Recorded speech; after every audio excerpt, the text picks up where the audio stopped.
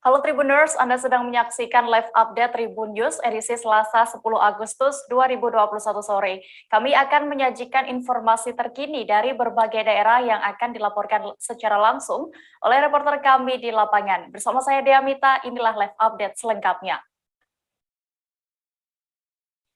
Kita menuju ke kabar pertama Tribuners. Pria 41 tahun bernama Moh Abdul Chalim ditangkap Satreskrim Polres Pasuruan terkait dugaan pembuatan surat keterangan laboratorium palsu. Surat laboratorium palsu itu berisikan mengenai hasil laboratorium yang menyatakan dirinya positif COVID-19. Namun setelah ditelusuri, surat yang dikeluarkan rumah sakit milik pemerintah itu ternyata palsu atau tidak benar. Pelaku diduga dengan sengaja memalsukan surat itu untuk menghindari panggilan petugas atas kasus penggelapan uang sebelumnya. Informasi lengkapnya akan disampaikan oleh rekan jurnalis kami dari Surya, Galih Lintartika, yang kini sudah tersambung bersama kami. Halo Galih. Galih, bisa Anda informasikan, ceritakan bagaimana awal kasus surat keterangan laboratorium palsu ini bisa terungkap? Iya, Dea, terima kasih. Jadi Satreskrim Polres Pasuruan baru saja mengamankan Muhammad Abdul Qalim dalam kasus dugaan pemalsuan surat laboratorium yang menyatakan bahwa dia positif COVID-19. Dia diamankan di rumahnya dalam kasus ini setelah penyidik mengetahui bahwa yang bersangkutan ini membuat surat laboratorium palsu. Jadi sebelumnya si Muhammad Abdul Qalim ini sudah ditetapkan tersangka oleh penyidik dalam kasus berbeda. Jadi dia tersangka dalam kasus penipuan penggelapan yang dilaporkan oleh salah satu rekan bisnisnya tahun 2019. Nah, dalam pengembangan tersangka ini dipanggil penyidik untuk memberikan keterangan. Namun panggilan pertama si Muhammad Abdul Qalim memberikan pernyataan bahwa dia sedang menjalani isolasi karena dia terpapar COVID. Nah, selanjutnya di panggilan kedua dia tetap memberikan surat bahwa dia masih tetap positif COVID. Nah, itu akhirnya dikembangkan oleh penyidik dan akhirnya ketahuan bahwa surat yang kedua yang dikirimkan oleh Muhammad Abdul Qalim ini ternyata palsu. Begitu dia. Ya, lalu berdasarkan pantauan Anda juga informasi yang sudah Anda himpun, bagaimana pengakuan dari Moh Abdul Qalim ini? Ya, Muhammad Abdul Qalim tidak menyangkal tindakan yang dia lakukan. Dia mengakui bahwa dia sengaja membuat surat laboratorium palsu dengan tujuan untuk menghindari panggilan penyidik. Jadi dia memang menghindari panggilan penyidik untuk dimintai keterangan dalam kasus penipuan penggelapan. Nah, akhirnya dia berkelit dengan mencari alasan. Salah satu alasannya yaitu karena ini situasi pandemi, dia membuat surat laboratorium yang menyatakan dia positif COVID, ternyata tidak. Jadi dia sudah sembuh, terus dia memalsukan surat yang dia pernah dapatkan saat positif COVID-19. Ya. Lalu apakah yang bersangkutan ini juga sudah ditetapkan menjadi tersangka atas kasus pemalsuan surat ini? Ya, jadi tersangka ini sudah ditetapkan dalam dua kasus ya. Maksud saya Muhammad Abdul Qalim ini pertama kasus penipuan penggelapannya dan kedua kasus pemalsuan surat laboratorium yang berisikan tentang positif COVID ini. Jadi dia sekarang sedang dihadapkan dalam dua kasus kriminal yang berbeda. Iya, baik Tribuners, tadi rekan jurnalis kami Galih juga sudah berhasil mendapatkan keterangan dari Kasat Reskrim Polres Pasuruan AKP Adi Putranto Utomo. Berikut liputan selengkapnya untuk Anda. Menghindari panggilan polisi ataupun menghindari proses hukum. Kasusnya apa ya sebelumnya? Kasusnya 372 apa penipuan penggelapan. Penipuan penggelapan kasus pokoknya. Dengan inisiatif membuat pemalsuan ini apa dia? Ya, inisiatifnya memang karena dia terjerat dalam proses hukum tipu gelap yang sebelumnya, untuk menghindari panggilan ataupun menghindari proses hukum, maka tersangka ini berinisiatif untuk membuat surat keterangan hasil swab PCR yang palsu yang menyatakan tersangka masih positif Nyetak sendiri atau gimana itu? Ngeprint sendiri atau gimana itu? Enggak, ya dia pergi ke salah satu warnet, kemudian dia merubah tanggal tersebut, kemudian dicetak di print, dan itu yang diberikan kepada kepolisian. Jadi ini datanya sendiri cuma diganti tanggal? Iya, gitu? diganti tanggal. Tribuners, sebuah kapal kargo bermuatan semen menabrak karang dan kandas saat hendak keluar dari Manokwari, Papua Barat menuju Timika, Papua. Informasi yang dihimpun Tribun Papua Barat, kapal tersebut kandas sejak Sabtu 7 Agustus lalu. Pihak kepolisian saat ini tengah melakukan penyelidikan mengenai karamnya kapal tersebut.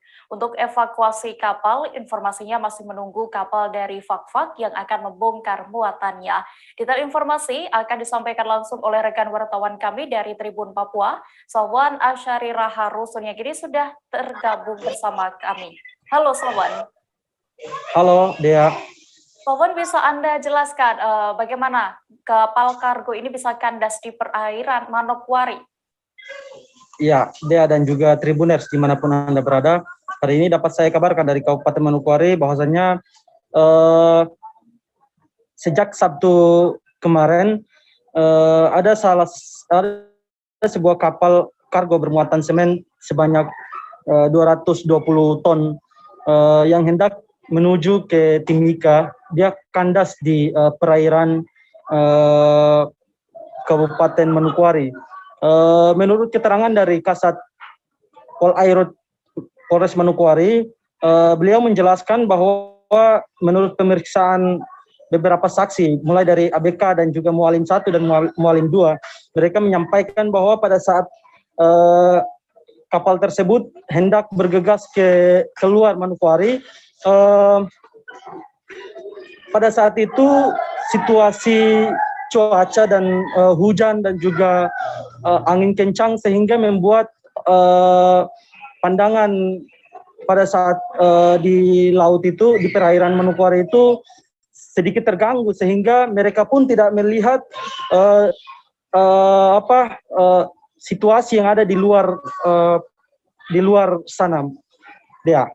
Ya, Sofwan. Lalu bagaimana untuk kondisi saat ini dan juga langkah dari pihak terkait untuk kapal tersebut?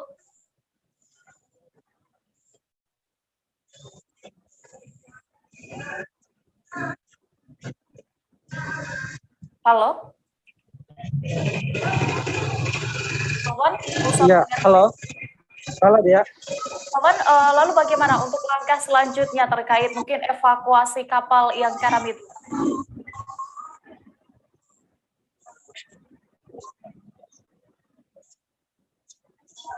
Ya, sementara ini rencananya hari ini kapal yang dijadwalkan datang untuk membongkar muatan kapal yang karam ini rencananya hari ini akan tiba dari Fakfak menuju ke Manokwari, dan rencananya hari ini juga akan dilakukan evakuasi sejumlah muatan ke kapal yang dari Fakfak ini sehingga bisa dilakukan evakuasi secepatnya. Tribuners, tadi juga rekan jurnalis kami sudah melakukan wawancara bersama Kasat Polres.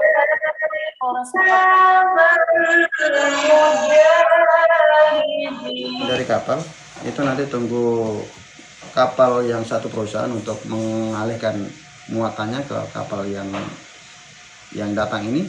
Nanti dengan harapan kalau muatannya sudah berkurang, itu harapannya kapal bisa naik, bisa terapung sehingga bisa keluar. Rencananya kapan kapal yang muatan kosong ini yang rencana bongkar dulu dia punya muatannya? Kapal hari Minggu itu sudah bertolak dari Fakfak. Berarti tiba di sini kapan? Sekitar 3 hari. Berarti hari ini atau nanti untuk lebih lanjutnya kita komunikasi lagi dengan pihak kapal. Oke, siap. Beralih ke informasi berikutnya, Tribuners. Kepala Staf Angkatan Darat Jenderal TNI Andika Perkasa menyerahkan bantuan berupa sembako kepada para tenaga kesehatan di Rumah Sakit RW Monginsi di Manado, Sulawesi Utara pada hari ini Selasa 10 Agustus. Pantauan Tribun Manado.co.id, sebelum menyerahkan bantuan sembako, KSAD menyempatkan diri untuk menyapa seluruh jajaran yang ada di Rumah Sakit Monginsidi. KSAD Andika Perkasa pun menyampaikan apresiasi dan ungkapan terima kasih atas tugas dan tanggung jawab yang telah dilaksanakan para tenaga kesehatan. Detail informasinya akan disampaikan oleh rekan wartawan kami dari Tribun Manado, Andreas Ruwau, yang kini sudah bergabung bersama kami. Halo Andreas. Halo Dea.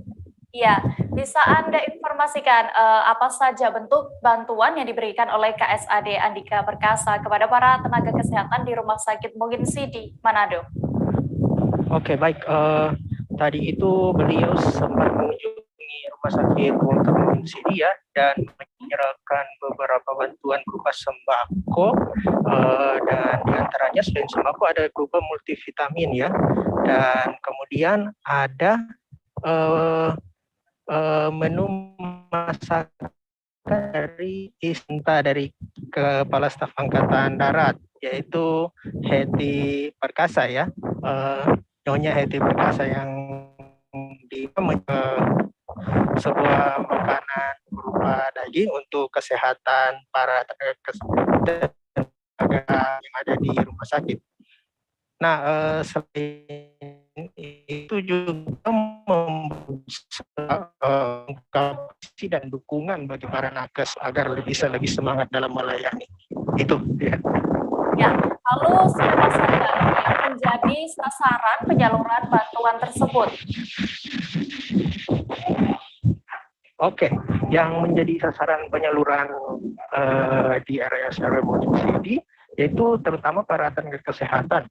Kemudian diikuti yang paling penting itu tenaga kesehatan yang bertugas di bagian COVID-19 ya, yang bertugas untuk menangani pasien isolasi. Nah, selain mereka juga ada para staf dan termasuk juga bagian umum, di antaranya para teknik servis dan para juru masak yang ada di sana. Gitu, demikian. Lalu bagaimana dengan respon para nakes ini atas kepedulian dari pihak KSAD TNI? Oke, para nakes itu saat kami konfirmasi kepada salah satu tenaga kesehatan, mereka sangat berterima kasih atas kepedulian dari Kepala Staf Angkatan Darat, Jenderal TNI Andika Perkasa ya. Mereka berharap tidak hanya sampai di RW Monginsidi saja, namun bisa mendapat perhatian di seluruh tenaga kesehatan yang ada di seluruh Indonesia. Ya, dan mereka juga sempat berfoto selfie bersama dengan pasangan Andika Perkasa dan Ibu Heti Perkasa di halaman RS Monginsidi. Demikian, ya. Lalu selain mengunjungi Rumah Sakit Monginsidi ini, apakah ada agenda lain oleh KSAD Andika Perkasa di Sulawesi Utara, Andreas? Oke, sejak kemarin ya, Senin 9 Agustus, beliau sempat mengunjungi tempat lokasi latihan Latma Garuda Shield yang berlokasi di Desa Makalisung, Kabupaten Minahasa.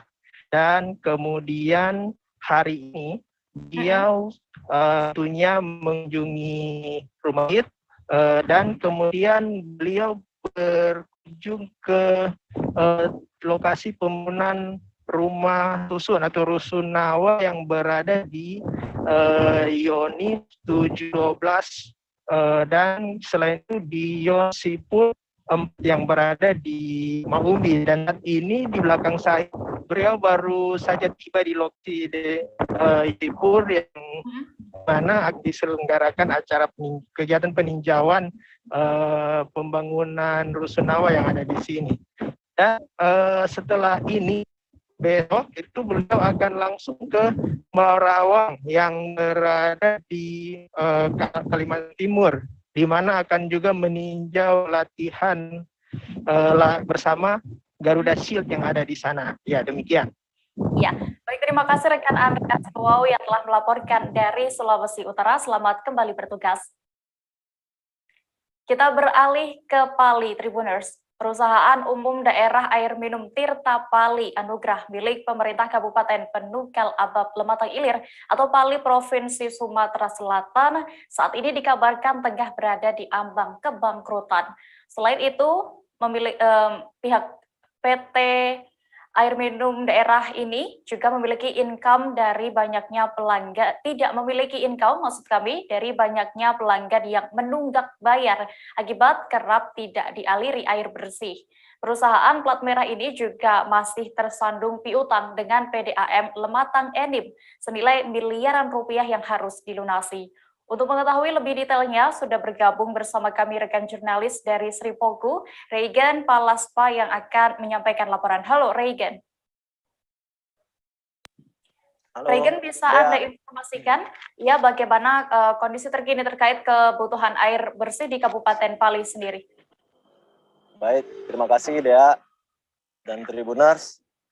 Dapat kami sampaikan bahwa kondisi terkini air bersih di Kabupaten Pali saat ini berdasarkan keterangan warga bahwa sejak 2 bulan terakhir sudah tak dialiri air bersih sehingga tak sedikit warga yang rela untuk merogoh kocek yang lebih dalam untuk membeli air bersih yang bukan berasal dari PDAM. Namun mengatasi solusi ini, kekeringan tersebut banyak warga yang memanfaatkan air sungai yang berada di lingkungan sekitar pemukiman warga. Bahkan ada pula warga yang memanfaatkan genangan air di pinggiran jalan poros untuk mandi dan mencuci seperti itu karena dari airan pipa PDAM yang bocor seperti itu. Dia. Ya, lalu sebenarnya apa saja persoalan atau kendala yang terjadi saat ini di PDAM Tirta Pali dan apakah sudah ada upaya dari pihak PDAM sendiri? Regan. Baik, terima kasih Dia. Berdasarkan penuturan di Rut PDAM Tirta Pali Anugrah sangat dikonfirmasi melalui Kasubag Hublang Indra Patria mengatakan bahwa pihaknya saat ini terkendala banyaknya pipa bocor yang tak bisa diperbaiki lantaran saat ini tak memiliki anggaran untuk melakukan perbaikan sehingga air mengalir tak stabil ke rumah-rumah warga. Kemudian aliran air juga tidak mengalir deras karena selain ada terkendala dengan listrik karena di Kabupaten Pali sendiri PLN Lahat Rayon Pendopo tidak memiliki gardu induk. Kemudian booster yang berada di salah satunya yang berada di Desa Simpang Raja, Kecamatan Talangobi, hingga kini belum bisa difungsikan, di mana alur alirannya seharusnya dari booster Sinar Dewa dialiri menuju ke booster yang berada di Desa Simpang Tais, lalu dialir lagi ke booster yang ada di Bukit Golf untuk keluar warga. Namun nyatanya di lapangan booster yang dari Desa Sinar Dewa langsung dialiri ke rumah warga yang di booster lapangan golf sehingga butuh waktu yang sedikit lama untuk nyampe ke rumah warga. Iya. Lalu apakah sudah ada reaksi atau tanggapan dari pihak Pemda setempat atau DPRD setempat, Regan? Baik, DPRD Pali melalui Komisi 2 Kabupaten Pali, Mulyadi mengatakan sangat dikonfirmasi pihaknya mendesak pemerintah untuk duduk bersama mencarikan solusi karena hal tersebut menyangkut halayak banyak. Namun permasalahan ini dianggap harus segera dituntaskan karena menurutnya pemerintah harus memberikan subsidi baik berupa dana maupun pemutihan tunggakan pelanggan seperti itu. Namun Mulyadi juga menegaskan bahwa pimpinan PDAM harus mengambil sikap tegas dalam menarik tagihan yang masih tertunggak pada pelanggan meskipun distribusinya kurang lancar. Seperti itu, Dea. Ya, oke. Tribuners, tadi juga rekan jurnalis kami berhasil mendapatkan dari warga Kelurahan Handayani Mulia, Kecamatan Talang Ubi. Berikut wawancara selengkapnya untuk Anda. Air. Rumahnya di mana, Bu? Rumahnya di mana? PDAM dah hidup, Bu? Dah hidup, udah sudah berapa lama PDAM dah hidup? Lama. Tapi tidak sudah kate.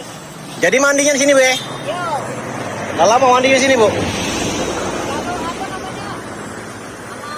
Air ini tidak hidup kan kami ke sungai. Sungai, Bu?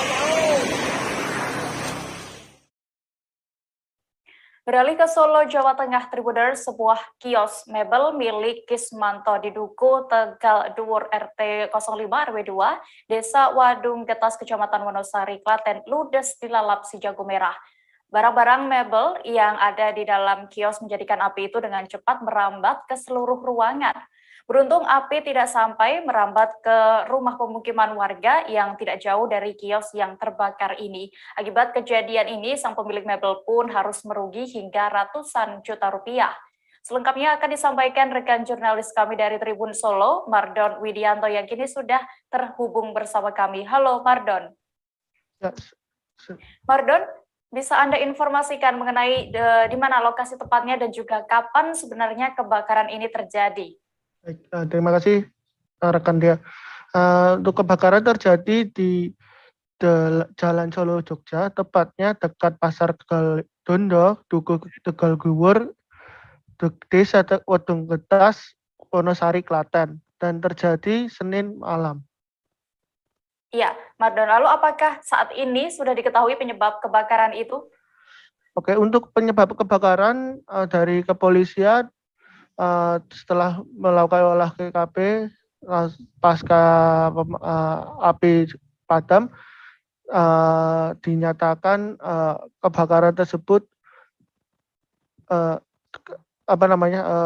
gangguan arus pendek listrik atau konslet, karena saat olah TKP ditemukan kabel-kabel listrik yang berserakan di sekitar kios tersebut. Iya, lalu pasca insiden kebakaran ini, kerugian yang ditanggung oleh pemilik kios ini berapa, Mardon? Oke, untuk kerugian sendiri yang kami himpun ada dua versi. Dari versi pemadam kebakaran menaksir sekitar 350 juta, namun di versi Polsek Wonosari, kepolisian, hanya 50 juta. Iya, baik, terima kasih rekan jurnalis Tribun Solo, Mardon Widianto, untuk laporannya. Selamat kembali bertugas. Sebagian besar wilayah di Kabupaten Lebak, Banten tengah direndam banjir, Tribuners. Lengkapnya seusai jeda sejenak, tetaplah di Live Update. Oke, apa kabar Bang Arifki di sini untuk strateginya? Ya. Kalau saya sendiri di Jumip 37 ini yang semalam baru mulai, saya udah pas. Sebenarnya aku nggak ngerasain penangkapan atau penggerebegan atau apapun itu. Karena gini loh, posisinya aku kriteria. Jadi kita mengenal disebut dengan stroke yang tidak berdarah dengan stroke yang berdarah. Stroke yang tidak berdarah itu biasanya ditandai dengan adanya penyumbatan. Kalau itu terjadi di sini mungkin pikirnya tidak ke situ kali ya, tapi kalau di Korea atau di Kamboja itu ada beberapa paper yang saya itu mas, ya, dulunya tukang koran. Oh gitu ya. Tukang koran. Ya, saya baca itu Pak. Tuh kan pernah baca kan? Ya. Jadi kalau saya jadi pangdam itu udah bersyukur banget. Si anak ini dijadikan sebagai tersangka begitu. Ya, kalau ini kita bicara yang di luar kasus Sibolombo ya. Dengan nama hujan shower, di mana terdapat batas jelas antara daerah hujan dan tidak hujan yang biasanya terjadi pada fase awal mature stage atau tahap berbahaya itu Kang. Jadi mulai artinya terjadinya perlembekan. Nah itu untuk penetrasi akan sulit gitu ya. Dok, saya ini menurut saya memang tidak mudah. Bukan urusan tanah diambil. Kalau misalnya Amerika Serikat sekarang, Rasulullah mengatakan dalam sebuah hadis bahwa berpuasa di 6 hari Syawal itu. Oke, apa kabar Bang Arifki di sini untuk strateginya? Kalau saya sendiri di Jumip 37 ini yang semalam baru mulai, saya udah pas. Sebenarnya aku nggak ngerasain penangkapan atau penggerebegan atau apapun itu. Karena gini loh, posisinya aku kriteria. Jadi kita mengenal disebut dengan stroke yang tidak berdarah dengan stroke yang berdarah. Stroke yang tidak berdarah itu biasanya ditandai dengan adanya penyumbatan. Kalau itu terjadi di sini mungkin pikirnya tidak ke situ kali ya. Tapi kalau di Korea atau di Kamboja itu ada beberapa paper yang Saya itu Mas, dulunya tukang koran. Oh gitu ya. Tukang koran. Ya, saya baca itu Pak. Tuh kan, pernah baca kan? Ya. Jadi kalau saya jadi pangdam, itu udah bersyukur banget. Si anak ini dijadikan sebagai tersangka begitu.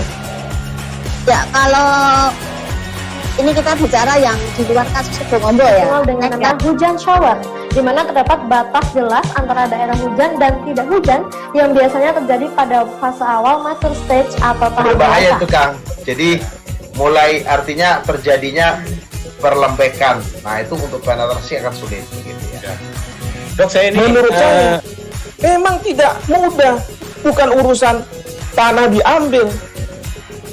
Kalau misalnya Amerika Serikat sekarang, Rasulullah mengatakan dalam sebuah hadis bahwa berpuasa di 6 hari Syawal itu. Oke, apa kabar Bang Arifki di sini untuk strateginya?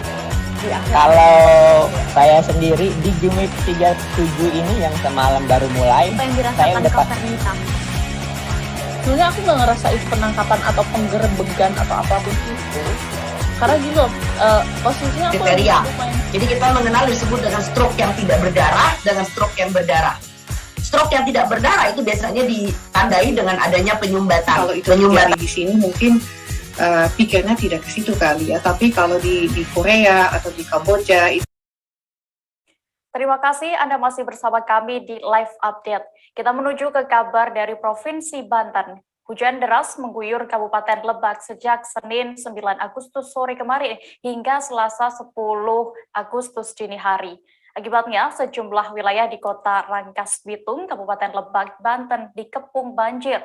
Setidaknya ratusan rumah warga yang berada di padat penduduk ini terendam banjir setinggi 50 hingga 80 cm atau sepaha orang dewasa. Tak hanya itu, curah hujan yang tinggi ini juga membuat jembatan Muhara yang berada di Kecamatan Lebak Gedong, Kabupaten Lebak, Banten terputus. Informasi lengkapnya akan disampaikan oleh rekan jurnalis kami dari Tribun Banten, Martin Ronaldo, yang kini sudah tersambung bersama kami. Halo Martin. Halo, selamat sore Dea dan para Tribuners. Ya, Martin, berdasarkan pantauan Anda, bisa Anda informasikan berapa ketinggian banjir ini lebih detailnya yang terjadi di Lebak? Ya, Dea dan para Tribuners yang dimanapun berada, berdasarkan informasi terbaru dari BPBD Kabupaten Lebak, ketinggian untuk air sendiri kini sudah mencapai 30 cm sampai 1 meter lebih. Ya, untuk di beberapa titik yang ada di Kabupaten Lebak. Iya, lalu sebenarnya penyebab utama terjadinya banjir di Lebak ini apa? Iya, Dea, berdasarkan keterangan dari Kepala BPBD Kabupaten Lebak, yakni Febi Rizky Pratama, menurutnya akibat dari banjir tersebut tidak lain dari perubahan iklim dari yang ada di alam, dan juga memang tidak berjalannya drainase ataupun penampungan air di setiap titik-titik yang ada di Kabupaten Lebak, sehingga ketika air hujan turun seperti kemarin yang terjadi di Kabupaten Lebak selama 1 hari kurang lebih, ini membuat beberapa titik perumahan dan juga setidaknya terdapat 6 kecamatan yang berada di Kabupaten Lebak terendam banjir. Ya. Iya, lalu bagaimana untuk proses evakuasi warga yang berada di kawasan terendam banjir itu, Martin? Ya, berdasarkan pantauan dan informasi yang kami terima, evakuasi sudah berjalan. Tadi pada pagi hari ketinggian air masih terus meluap ke pemukiman warga, dan dari pihak BPBD dan juga Damkar Kabupaten Lebak sudah menerjunkan beberapa alat dan juga sudah memberikan bantuan berupa perahu karet untuk proses evakuasi dari rumah pemukiman warga untuk ke posko sementara begitu, Dek. Iya, Martin. Lalu informasinya juga jembatan Muhara yang menyambungkan dengan tempat wisata negeri di atas awan ini juga terputus. Lalu bagaimana untuk kondisinya saat ini? Ya, Dea dan juga pemirsa yang ada di rumah, tadi juga kami mendapatkan informasi bahwa jembatan Muhara yang berada di Kecamatan Lebak Gedong, Kabupaten Lebak, Banten sempat terputus kemarin malam tepatnya, mohon maaf, akibat tidak dapat menampung derasnya air hujan dan sempat terputus hingga pada tadi siang sudah ada perbaikan dari warga setempat bersama-sama melakukan swadaya untuk membangun kembali jembatan yang sempat terputus. Ya. Ya, baik, terima kasih rekan jurnalis dari Tribun Banten, Martin Ronaldo. Selamat kembali bertugas. Kita menuju ke kabar berikutnya. Air mata Yati tidak terbendung saat mengingat peristiwa kebakaran yang menimpa adik iparnya, yakni Wiwi di Jalan Dr. Mawardi Grogol, Petamburan, Jakarta Barat beberapa waktu lalu. Ketika itu, Yati mengatakan ia tengah keluar rumah untuk mengobrol di dekat rel kereta api dekat rumahnya. Kemudian tiba-tiba keponakannya menghampirinya dan menyebut bahwa rumahnya terbakar. Dalam kejadian itu, puluhan rumah hangus terbakar dan satu warga yakni adik Yati mengalami luka bakar sekira 50% pada tubuhnya. Detail informasi akan disampaikan langsung oleh rekan wartawan kami dari Warta Kota, Desi Selviani yang kini sudah bergabung bersama kami. Halo Desi. Desi, bisa Anda ceritakan lebih lengkapnya kapan dan bagaimana kronologi kebakaran ini sebenarnya? Ya, jadi kebakaran itu terjadi pada Senin malam, tepatnya pukul 19.12 WIB. Kebakaran dipicu dari kompor gas di sebuah rumah warga di Jalan Muardi, Grogol, Petamburan, Jakarta Barat yang meledak. Kemudian tidak lama karena angin kencang, api menyambar ke rumah warga lain. Begitu, Deo.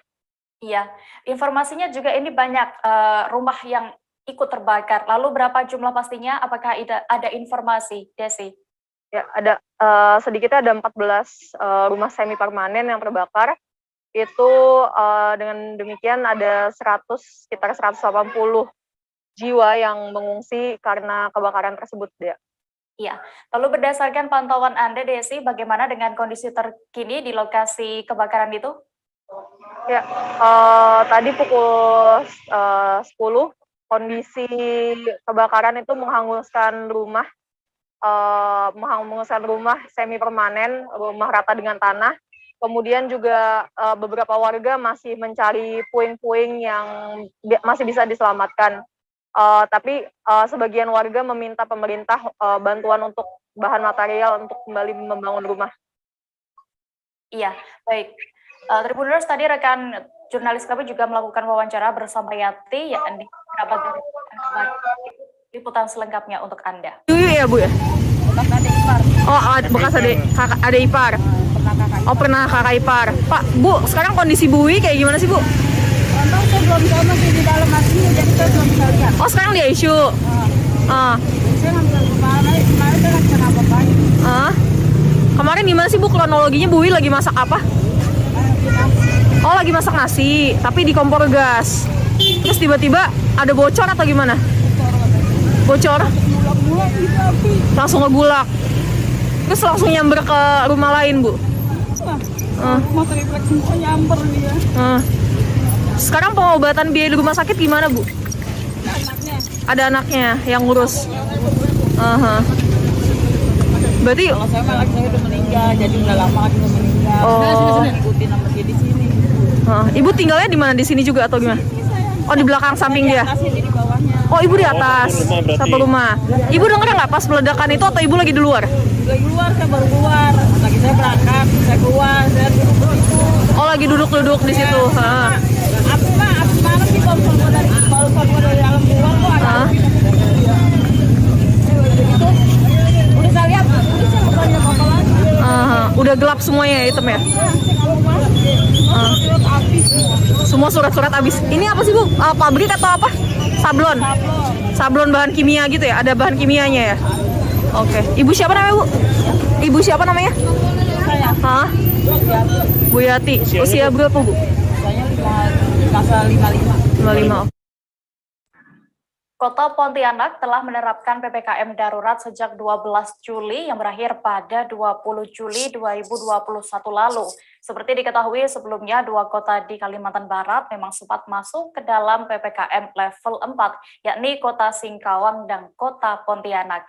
Kepala Dinas Kesehatan Provinsi Kalimantan Barat, Horizon, menyampaikan kabar gembira bahwa tidak ada lagi daerah di Kalimantan Barat yang berada pada zona PPKM level 4. Kini sebuah daerah di Kalimantan Barat masuk pada PPKM level 3.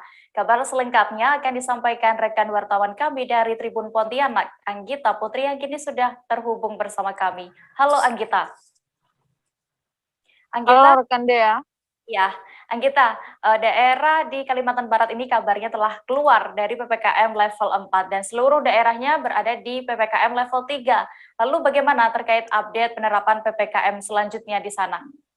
Ya, baik. Terima kasih rekan Dea. Seperti yang diketahui bahwa Mendagri telah mengeluarkan surat instruksi lanjutan untuk penerapan PPKM selanjutnya sesuai dengan Inmendagri nomor 32 tahun 2021 bahwa seluruh wilayah di Kalimantan Barat itu telah berada pada PPKM level 3. Sebelumnya seperti yang diketahui bahwa Kota Pontianak maupun Kota Singkawang sempat berada pada PPKM level 4.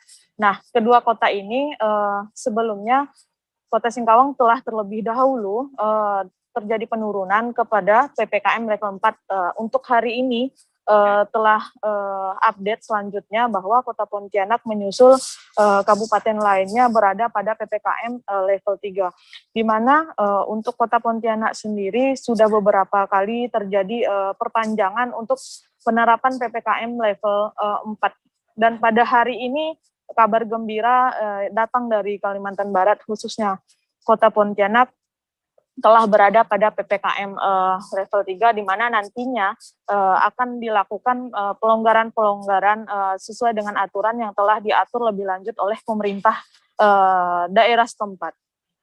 Iya, lalu setelah berada pada zona PPKM level 3 ini, bagaimana kondisi di Pontianak saat ini sendiri? Ya, seperti yang telah dikonfirmasi langsung oleh Tribun Pontianak tadinya, bahwa Kepala Dinas Kesehatan Provinsi Kalimantan Barat mengatakan ketika PPKM level 3 ini diterapkan di Kota Pontianak maupun kabupaten kota lainnya di Kalimantan Barat, namun masyarakat maupun Satgas kabupaten kota itu harus tetap melakukan prokes yang ketat. Selain itu, Satgas kabupaten kota harus menggencarkan seperti tracing dan testing, serta masyarakat seluruhnya harus mengikuti percepatan untuk vaksinasi untuk menghindari atau menjaga supaya daerah-daerah di Kalbar tidak jatuh kepada PPKM level 4. Jadi Kepala Dinas Kesehatan juga mengajak agar seluruh masyarakat Kalimantan Barat tetap prokes walaupun dilakukan pelonggaran-pelonggaran. Ya, baik Tribuners, tadi rekan kami Anggita juga berhasil mendapatkan keterangan dari Kepala Dinas Kesehatan Provinsi Kalimantan Barat, Horizon. Berikut liputan selengkapnya untuk Anda. Sesuai Instruksi Menteri Dalam Negeri nomor 32 tahun 2001 tanggal 9 Agustus tahun 2021, maka pada saat ini semua daerah kabupaten kota di Kalimantan Barat berada pada PPKM level 3 ya. Nah, khusus untuk Kota Pontianak telah turun level PPKM-nya dari PPKM level 4 turun menjadi level 3 ya. Nah, Kota Pontianak tentunya akan mengadakan sedikit pelonggaran ya. Namun saya mengingatkan masyarakat untuk terus disiplin melaksanakan protokol kesehatan ya. Pakailah masker 2 lapis ya, kemudian jaga jarak satu sama lain minimal 1,5 sampai 2 meter. Tingkat hunian tempat tidur perawatan COVID di rumah sakit di Kalimantan Barat itu telah turun mencapai 43,58% ya. Nah, kalau untuk di Kota Pontianak itu sekarang bornya 52,10% ya. Nah, ini sebenarnya bor rumah sakit berada pada zona hijau untuk bornya ya. Nah, seluruh masyarakat maupun Satgas Kabupaten Kota diharapkan menjaga terus momen ini ya, agar kita terus turunkan tingkat penularan supaya kita bisa keluar dari PPKM level 3 turun menjadi PPKM level 2 ya. Satgas Kabupaten Kota diharapkan terus melakukan testing dan tracing, kemudian hasil masyarakat yang positif segera dilakukan isolasi, kemudian mereka harus diberikan obat-obatan ya, diberikan obat-obatan sedini mungkin supaya mereka tidak jatuh ke situasi yang lebih berat sehingga membutuhkan perawatan di rumah sakit. Beralih ke kabar berikutnya, kasus COVID-19 di Kota Palu melonjak drastis, di mana sebanyak 6.000 lebih orang terkonfirmasi positif COVID-19. Karena itu, Satgas Gabungan pun kembali menggelar operasi justisi di Jalan Mawar, Kelurahan Lolu Utara, Kecamatan Palu Timur, Kota Palu, Sulawesi Tengah. Satgas akan memberi sejumlah sanksi bagi pengguna jalan yang melanggar peraturan. Pemberian sanksi tersebut sesuai dengan keputusan Wali Kota Palu, Hadianto Rashid, setelah PPKM level 4 di Kota Palu diperpanjang hingga tanggal 23 Agustus mendatang. Untuk informasi lebih detail, sudah bergabung bersama kami rekan jurnalis Tribun Palu, Alan Syahrir, yang akan menyampaikan laporan. Halo Alan. Baik, Saudara Dea. Iya. Alan, bisa Anda informasikan berapa warga di Kota Palu yang saat ini sedang menjalani pemantauan oleh Satgas COVID-19? Oke, baik Dea. Menurut data Satgas COVID-19 Kota Palu, sebanyak 1.728 orang saat ini sedang menjalani pemantauan oleh Satgas COVID-19, baik yang sedang menjalani isolasi mandiri di rumah ataupun isolasi di asrama haji. Selanjutnya juga ada yang sedang dalam pemantauan di ruang baik ya. Iya. Lalu setelah PPKM di Kota Palu ini diperpanjang, apakah tetap ada fasilitas umum yang dibuka oleh Wali Kota?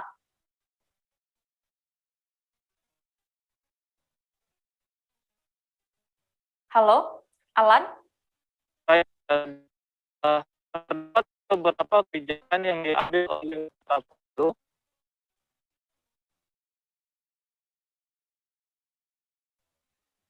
Ya, Saudara Dea.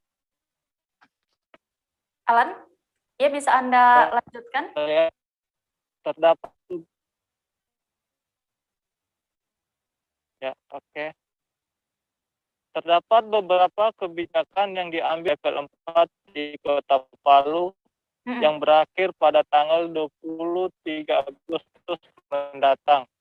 Yang pertama yaitu kembali bukanya kawasan fasilitas umum seperti hutan kota, kawasan Citraland, kawasan Patung Kuda, dan kawasan pelataran Masjid Raya Darussalam.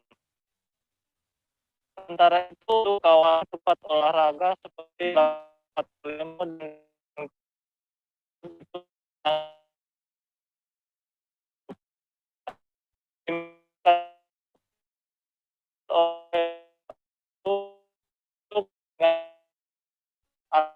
untuk meningkatkan sedikit ekonomi bagi warga yang terdampak. Misalkan kebijakan yang diambil sebelum perpanjangan PPKM level.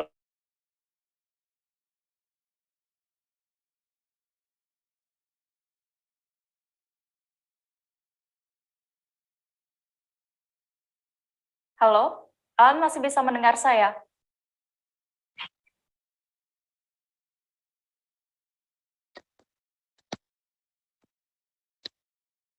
Halo?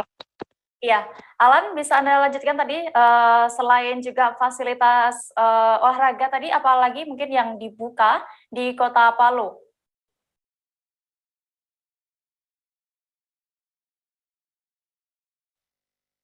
Baik, terima kasih Dea. Untuk fasilitas yang dibuka kembali itu yaitu kawasan pertokoan, yang dibuka kembali, namun dengan dan ketentuan yang telah ditetapkan seperti hanya dibatasi 30 orang saja dari jumlah kapasitas yang diperbolehkan masuk ke dalam ruangan dengan protokol kesehatan seperti memakai masker, sebelum masuk juga harus mencuci tangan dan menjaga jarak.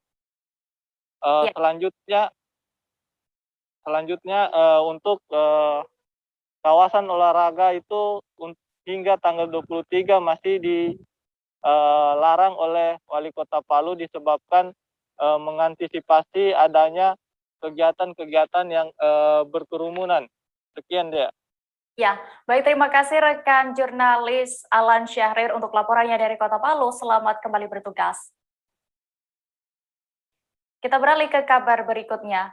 Uji coba pembukaan mal akan dilakukan saat pemberlakuan PPKM level 4 dengan memperhatikan implementasi protokol kesehatan yang ketat.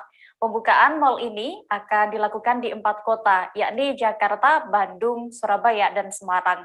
Menteri Koordinator Bidang Kemaritiman dan Investasi, Luhut Binsar Panjaitan dalam konferensi pers pada Senin 9 Agustus kemarin menyebutkan nantinya mal dapat menampung pengunjung maksimal 25% dengan protokol kesehatan yang ketat.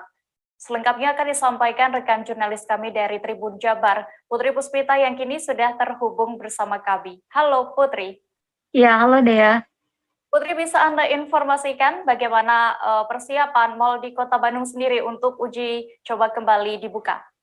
Ya, untuk uji coba mal kali ini, Asosiasi Pusat Perbelanjaan Indonesia Jawa Barat, mereka sudah meminta untuk melakukan scan barcode kepada pihak mal.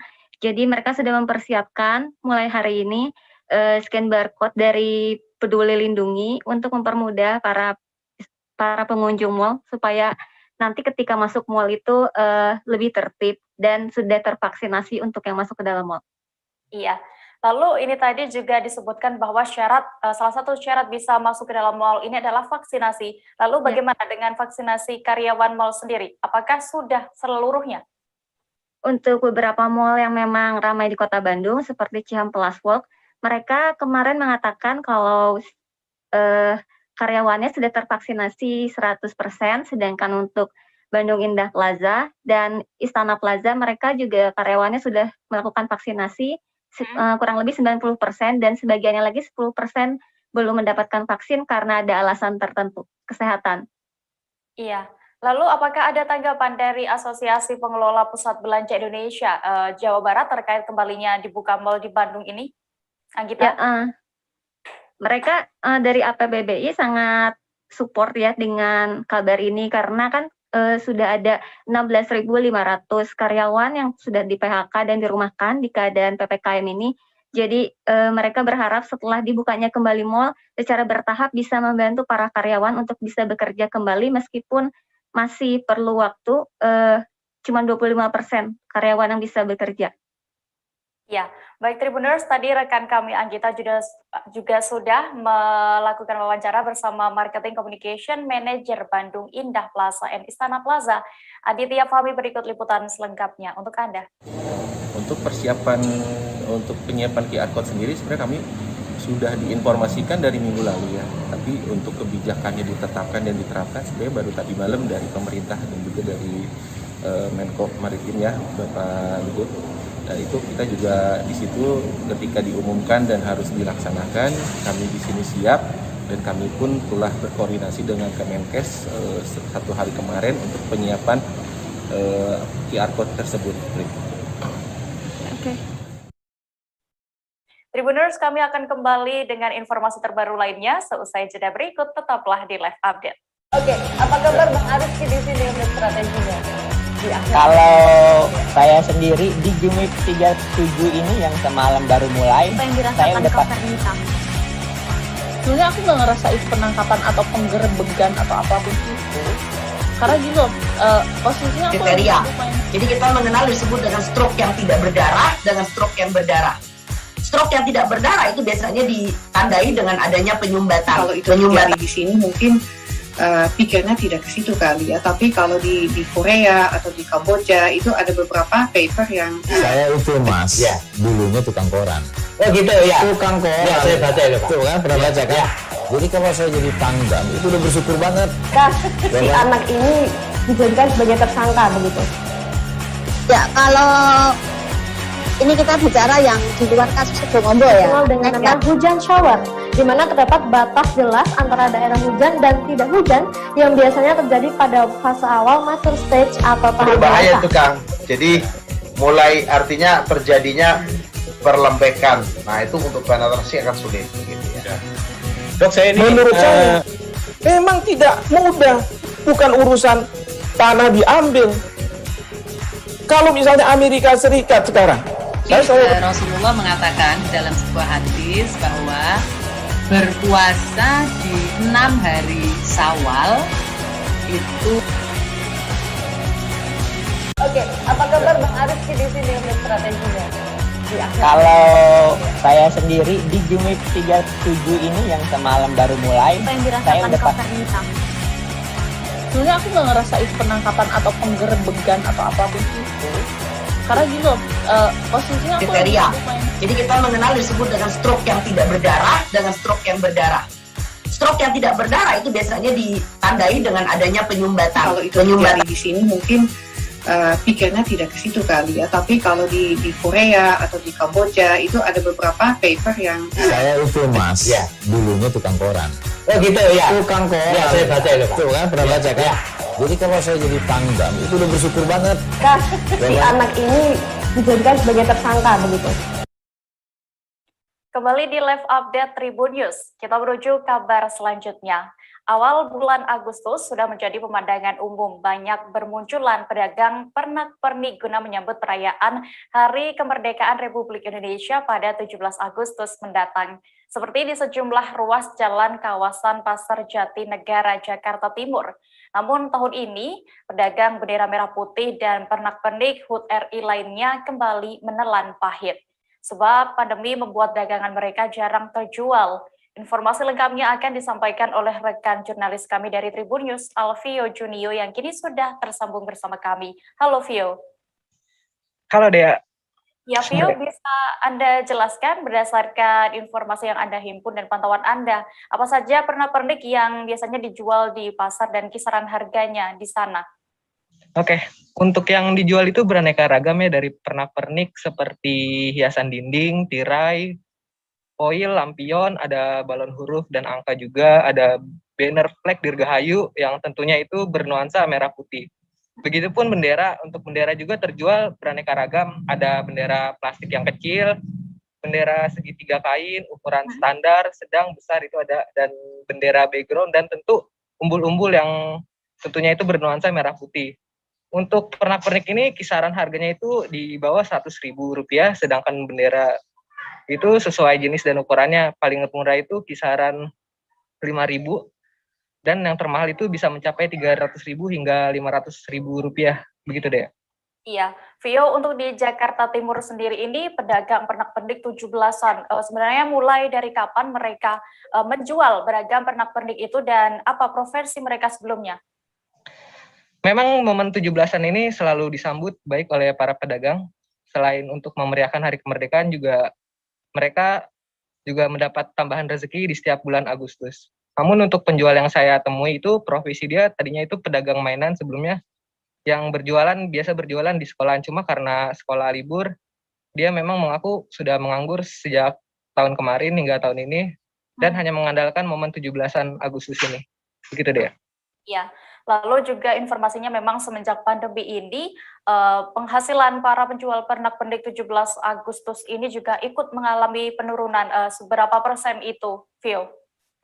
Untuk penurunan memang sangat jauh ya, yang saya tadi wawancarai itu bisa mencapai 40 hingga 50% penurunannya. Namun untuk angka pastinya itu mereka tidak bisa menjabarkan. Tapi yang jelas penjualan tahun ini dan tahun lalu itu lebih banyak nyantainya dibandingin tahun-tahun sebelumnya sebelum pandemi. Selain itu juga memang faktor mempengaruhi lainnya itu karena diterapkannya PSBB tahun lalu juga, dan tahun ini diterapkannya PPKM. Tentu di mana pemerintah juga melarang adanya pawai, lomba-lomba 17 Agustus, hal itu juga berdampak pada menurunnya konsumen pernak-pernik 17-an Agustus. Begitu deh. Iya, Vio, kita lihat juga para pedagang itu tetap bersemangat ya untuk berjualan meskipun sedang lesu pembeli karena pandemi ini. Sebenarnya apa motivasi mereka tetap bersemangat berjualan ini, Vio? Tentu selain mencari tambahan rezeki, memang mereka tetap menjaga tradisi 17-an ini tiap tahunnya untuk merayakan hari kemerdekaan. Meskipun hasil yang didapatkan tak seberapa memang terbilang kecil, itu juga tetap dilakukan. Sekaligus untuk memperkenalkan kepada generasi penerus bahwa ini loh momen 17-an. Begitu deh kurang lebihnya. Baik, Tribuners, tadi rekan kami Vio juga melakukan wawancara bersama salah seorang penjual aksesoris perayaan 17 Agustus. Berikut liputan selengkapnya untuk Anda. Kita setiap tahun di sini, setiap tahun berarti kalau 17-an doang acara 17-an. Cuman kalau dari tahun kemarin kan kita tahun kemarin PSBB, sekarang PPKM, Mas. Ya seperti aja lah, alhamdulillah kan adanya bisa terima. Cuman beda dari tahun-tahun kemarin, penghasilannya misalnya sampai berapa gitu, sekarang PPKM itu menurun drastis gitu Mas. Kira-kira kalau menurunnya itu dari sebelum pandemi sama sesudah berapa persen tuh Bang? Kalau dulu sebelum pandemi itu misalnya kita 90% kan. Sekarang ini ya sekitar 20% lah, jauh. Jauh ya Bang? Iya, kalau dulu kita anak buah dan teman-teman juga semuanya kan maksudnya dapat rezeki dari tahun bulan Agustus nih, dapat rezeki lebih gitu kan. Tapi sekarang ya inilah gitu keadaannya karena ya mungkin ada pengaruh PPKM juga kan, jadi ya gimana kita ya harus syukurin aja lah, alhamdulillah gitu kan. Mending yang lain bisa memeriahkan gitu kan, apalagi sekarang katanya nggak boleh di lomba-lomba gitu kan. Yang penting bisa meriahkan hari ulang tahun Indonesia yang merdeka gitu kan, biar nggak sedih Indonesia. Beralih ke Kota Tangerang, kebakaran hebat terjadi di sebuah bengkel sepeda motor kawasan Jalan Cemara Raya, Kecamatan Jati Uwung.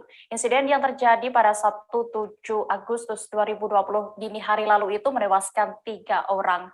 Dalam penyidikannya, Polsek Jati Uwung mengendus adanya dugaan pelaku yang sengaja membuat insiden kebakaran. Sementara kini ada 10 orang yang menjadi saksi kebakaran maut tersebut yang masih dalam proses pemeriksaan. Kabar selengkapnya akan disampaikan rekan wartawan kami dari Tribun Jakarta, Eka Alfreda yang kini sudah terhubung bersama kami. Halo Eka. Ya, sore dia. Eka, bisa Anda ceritakan kembali kronologi kebakaran maut yang terjadi di sebuah bengkel kawasan Kecamatan Jati Uwung, Kota Tangerang ini? Baik, Dea, dapat disampaikan kejadian kebakaran maut tersebut terjadi pada hari Sabtu tanggal 7 Agustus 2021 pada waktu dini hari. Kejadian tersebut berawal saat seorang warga bernama Fahmi mendengar ada suara ledakan hebat yang berasal dari sebuah bengkel sepeda motor yang berada di kawasan Kecamatan Jati Uwung, Kota Tangerang yang berdekatan dengan Pasar Malabar. Saat didengar adanya ledakan tersebut, 3 unit mobil damkar dari UPT Priuk Jaya Kecamatan Jati Uwung, Kota Tangerang langsung datang dan menjinakkan si jago merah tersebut yang akhirnya padam pada sekira pukul 05.00 waktu Indonesia Barat. Dari kejadian tersebut di adanya 3 korban tewas yang tiga-tiganya itu merupakan anggota keluarga yang terdiri dari ayah, ibu, dan juga anaknya. Begitu dia. Iya, Eka, lalu sampai saat ini sudah sejauh mana penyelidikan oleh pihak Polsek Jati Uwung dan siapa saja saksi yang sudah diperiksa? Baik, dapat kami sampaikan berdasarkan wawancara yang dilakukan kepada Kapolsek Jati Uwung, Kompol Zazati Haryano, kali ini pihaknya sudah mengadakan atau mendapatkan sekitar 10 saksi yang didatangkan untuk mendapatkan data-data yang terkait soal kebakaran yang diduga adalah dilakukan oleh kekasih dari korban sendiri, yaitu Leo. Sampai saat ini penyelidikan masih berlanjut pada pengumpulan data di lapangan, apakah ada saksi lain atau kronologis lengkap yang masih dikumpulkan dari lapangan. Begitu dia. Lalu informasinya juga ada dugaan pihak kepolisian terhadap seorang berinisial MM yang ini diketahui merupakan pacar dari korban yang bernama Leo. Itu apakah benar? Baik, dapat disampaikan mengutip dari Kompol Zazali, saat ini ada seorang wanita berinisial MM yang diindikasi kuat merupakan biang kerok dari kebakaran maut yang menewaskan 3 orang tersebut. MM ini merupakan pacar dari korban yang bernama Leo yang menewaskan dirinya di saat kebakaran itu terjadi. Leo sendiri meninggal bersama orang tuanya yang bernama Edi, seorang ayahnya dan ibunya bernama Lilis. Namun sampai saat ini pihak Polsek Jatiuhung belum menetapkan MM sebagai tersangka karena masih dalam tahap penyelidikan. Begitu dia. Iya, baik Ega. Tribuners, tadi juga rekan kami sudah melakukan wawancara bersama Kapolsek Jatiuhung, Kompol Zazali Haryono. Berikut liputan selengkapnya untuk Anda. Setelah kita lakukan pemeriksaan terhadap 10 saksi-saksi, kemudian kita berkoordinasi dengan Polres Metro Tangerang Kota, kemudian kita datangkan lapor untuk melakukan pemeriksaan penyebab adanya kebakaran itu secara forensik. Saat ini ada penambahan saksi atau alat bukti baru? Saksi-saksi yang saat ini sudah dilakukan pemeriksaan sebanyak 10 orang saksi. Kalau indikasinya apa sih Pak Kapolsek, bisa dijelaskan Pak?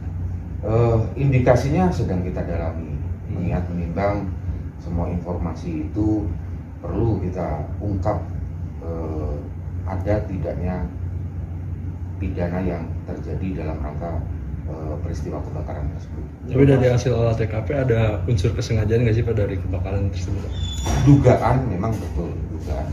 Itu kita terpantang untuk mengungkap kebenarannya. Kalau masih awal ada cekcok sebelum kebakaran? Iya, informasi dari para saksi yang sudah kita lakukan pemeriksaan betul ada cekcok antara salah satu korban dengan pacarnya. Untuk korban yang selamat dari kebakaran tersebut saat ini seperti apa kondisinya Pak Kapolsek? Saat ini sedang di rumah sakit Hermina Ciledug, dan kami sudah tahu perkembangannya dari pihak keluarganya dalam keadaan sehat walafiat. Sudah dilakukan pengalihan informasi terhadap korban yang selamat tersebut Pak Kapolsek? Sudah dilakukan, namun demikian baru. Pemerintah Negeri Rohomoni Kabupaten Maluku Tengah mendatangi Komisi 4 DPRD Maluku. Kedatangan mereka dalam rangka untuk mengusung Abdul Muthalib Sangaji atau yang lebih dikenal dengan AM Sangaji agar mendapat pengakuan negara sebagai pahlawan nasional. Ketua Komisi 4 DPRD Maluku, yakni Samson Atapari, mengaku telah menyepakati AM Sangaji sebagai pahlawan nasional Republik Indonesia. Kabar selengkapnya akan disampaikan rekan wartawan kami dari Tribun Ambon, Mesya Marasabesi, yang kini sudah terhubung bersama kami. Halo Mesya. Halo Dea dan Tribuners. Ya Mesya, bisa Anda informasikan kapan pemerintah negeri Rohomoni ini mendatangi Komisi 4 DPRD Maluku? Baik, Dea dan Tribuners, untuk diketahui pada Senin kemarin, 8 Agustus 2021, pemerintah negeri Rohomoni, Kecamatan Pulau Haruku, Kabupaten Maluku Tengah, dan pihak keluarga dari AM Sangaji mendatangi DPRD Maluku, Komisi 4 DPRD Maluku, untuk melakukan pengusungan terhadap nama AM Sangaji sebagai pahlawan nasional, karena hingga saat ini pemerintah daerah Maluku belum mengusul nama AM Sangaji sebagai pahlawan nasional. Sampai hingga saat ini nama AM Sangaji belum ada di dalam daftar pahlawan nasional. Tribuners, diketahui AM Sangaji atau nama lengkapnya Abdul Muthalib Sangaji merupakan pria kelahiran negeri Rohomoni, Kecamatan Pulau Haruku, Kabupaten Maluku Tengah pada 132 tahun silam. Pria yang dijuluki Jago Tua ini merupakan salah satu pahlawan perintis kemerdekaan Republik Indonesia. Demikian, Dea. Ya, lalu apakah ada kendala sebelumnya yang dialami pihak keluarga maupun pemerintah negeri Rohomoni ini dalam mengusung AM Sangaji sebagai pahlawan nasional, Mesya? Baik, Dea dan Tribuners, perlu diketahui kendala selama pengusungan yang dilakukan oleh pemerintah negeri Rohomoni dan pihak keluarga AM Sangaji sendiri, ada beberapa kendala yang dihadapi seperti persyaratan-persyaratan administrasi yang disodorkan oleh pemerintah daerah Maluku, dalam hal ini Dinas Sosial, yang seperti salah satunya piagam tanda jasa oleh AM Sangaji. Nah, persyaratan administrasi seperti itu yang dirasa oleh pihak keluarga maupun pemerintah negeri Romani sendiri terlalu sulit untuk mendapatkan piagam maupun tanda jasa dari pemerintah, dari tanda jasa dari AM Sangaji sendiri. Kemudian hal itu yang membuat selama 20 tahun pengusungan AM Sangaji sebagai pahlawan nasional belum terrealisasi hingga saat ini. Iya. Seperti itu. Oke. Mesya, bisa Anda informasikan lalu untuk kesimpulan dari hasil pertemuan antara pemerintah negeri Romono dengan juga keluarga AM Sangaji dengan Komisi 4 DPRD Maluku sendiri bagaimana? Baik, Dea dan Tribuners, untuk kesimpulan rapat yang digelar oleh Komisi 4 DPRD Maluku yang saat itu juga dihadiri selain oleh pemerintah negeri Rohmoni dan pihak keluarga AM Sangaji, juga saat itu hadir dari pemerintah daerah Maluku, yang yaitu Sekretaris Daerah Maluku dan Kepala Dinas Sosial. Nah, dari hasil rapat yang digelar, Ketua Komisi 4 DPRD Maluku, Samson Atapari, telah menyepakati secara politik, mengakui bahwa AM Sangaji merupakan pahlawan nasional asal Maluku. Hal serupa juga dikatakan oleh Sekretaris Daerah Maluku, Sadlili, yang juga akan turut mendorong penetapan AM Sangaji sebagai pahlawan nasional asal Maluku. Kemudian nanti akan disampaikan ke pemerintah pusat. Diketahui untuk agenda pengusulan ini akan dilakukan pada awal tahun 2020 mendatang. Demikian yang dapat saya laporkan, Dea. Ya, baik. Terima kasih rekan Mesya. Tadi juga Tribuners, rekan kami telah mendapatkan keterangan dari Ketua Komisi 4 DPRD Maluku, Samson Atapari, dan juga PLH Sekda Maluku, Sadlile. Berikut liputan selengkapnya untuk Anda. Didukung oleh keluarga AM Sangaji, kami akan memberikan apresiasi terhadap perjuangan untuk mendukung AM Sangaji menjadi pahlawan nasional. Dengan fakta-fakta yang tadi disampaikan, walaupun dengan dasarkan pada Undang-Undang 20 tadi, kami akan memproses pengusulan AM Sangaji menjadi pahlawan nasional dengan dukungan dokumen-dokumen yang ada sambil kita penuhi dokumen-dokumen yang dirasa. Minimal ada tindakan nyata kita dari pertemuan hari ini sebagai wujud kepedulian eksekutif dan legislatif bersama ahli waris untuk mendorong AM Sangaji menjadi pahlawan nasional. Permohonan surat minta rapat dari keluarga AM Sangaji, dan kita sudah gelar rapat di hari ini bersama-sama dengan pemerintah daerah, dan tadi kesimpulan secara jelas, secara politik kita telah sepakati untuk menetapkan AM Sangaji sebagai pahlawan nasional.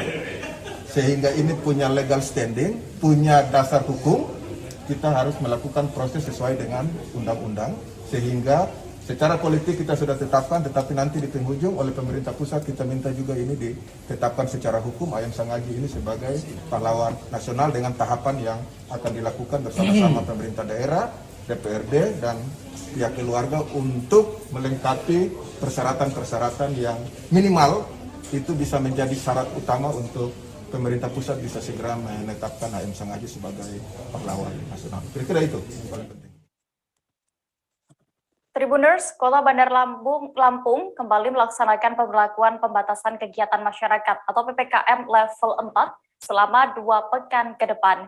Pemberlakuan ini merupakan wujud perpanjangan PPKM level 4 masa penerapan 3 hingga 9 Agustus kemarin. Hal ini juga sesuai dengan keputusan pemerintah pusat yang diumumkan oleh Menko Perekonomian Airlangga Hartarto pada Senin 9 Agustus malam kemarin. Perpanjangan hingga 2 pekan ini didasari evaluasi pemerintah yang menilai angka tren lonjakan pandemi COVID-19 sedang meluas keluar daerah Jawa Bali. Untuk mengetahui lebih detailnya, sudah bergabung bersama kami rekan jurnalis dari Tribun Lampung, Soma Ferrer, yang akan menyampaikan laporan. Halo Soma. Halo Dea. Soma, berdasarkan informasi yang Anda himpun, bisa Anda informasikan bagaimana situasi di Bandar Lampung hari ini setelah pemerintah memutuskan memperpanjang PPKM level 4 2 pekan ke depan? Iya, untuk diketahui bersama, dalam 2 minggu ke depan, yakni tanggal 10 hingga 23, Bandar Lampung menerapkan PPKM. itu merupakan kebijakan lanjutan dari PPKM di tanggal 3 hingga 9. Sehingga untuk situasi di Kota Bandar Lampung tidak jauh beda dibandingkan minggu sebelumnya. Terdapat wilayah-wilayah yang sepi akibat penyekatan hingga ramai akibat pengalihan jalur, rekan Dea. Oke, lalu bagaimana dengan respon masyarakat sendiri dengan kembali berlanjutnya PPKM level 4 di sana, termasuk juga berlanjutnya penyekatan di kota? Iya, respon masyarakat cukup beragam, dari ada yang pro hingga kontra. Yang pro didasari pada kenaikan kasus di Bandar Lampung yang masih terbilang cukup tinggi, sementara yang kontra terkait akibat dampak dari kebijakan penyekatan dalam kota, di mana setiap kendaraan diminta untuk memutar kendaraannya melalui jalur alternatif yang cukup jauh jaraknya. Iya, lalu selain melanjutkan penyekatan ini, dari Pemkot Bandar Lampung sendiri, apakah sudah mengeluarkan kebijakan terbaru lainnya, Soma? Iya, hingga sore hari ini pemerintah setempat belum merilis kebijakan terbaru. Artinya mengenai kebijakan penerapan PPKM di Bandar Lampung masih menggunakan sistematis yang lama. Iya. Iya. Oke, Tribuners, tadi juga rekan kami Sobat sudah melakukan wawancara bersama Wali Kota Bandar Lampung, Eva Dwiana. Berikut hasil wawancara selengkapnya untuk Anda. Nah, ini harus kerjasama yang baik. Karena pemerintah pusat, provinsi menganjurkan kota mobilitasnya ini, karena aktivitasnya kan namanya kota kan memang padat, ya, walaupun tingkat ininya kabupaten lebih banyak ya, namanya kota mobilitasnya lebih banyak. Nah, inilah mobilitasnya supaya ditekan ya sampai 30%. Insya Allah kalau kita kerjasama yang baik, kita yakin segera mungkin Kota Bandar Lampung masuk zona aman. Dan insya Allah masyarakat bisa memahami dan bisa kerjasamanya, dan juga Bunda Eva atas nama pemerintah Kota Bandar Lampung mohon maaf lahir batin, bukan mau kita tapi ini harus kita laksanakan. Mudah-mudahan dengan kerjasama yang baik, insya Allah Bunda berharap masyarakat lebih bersama-sama. Ayo kita bersama-sama, kalau kita nggak kolaborasi antara pemerintah, Forkopimda, masyarakat semua yang ada di Kota Bandar Lampung, Provinsi Lampung, kita tidak kerjasama yang baik, tidak akan turun-turun. Tapi kalau kita kerjasama yang baik, insya Allah. Kabar berikutnya datang dari Makassar, Tribuners. Pelaksana tugas Gubernur Sulawesi Selatan, Andi Sudirman Sulaiman, mengunjungi Sultan Hasanuddin International Airport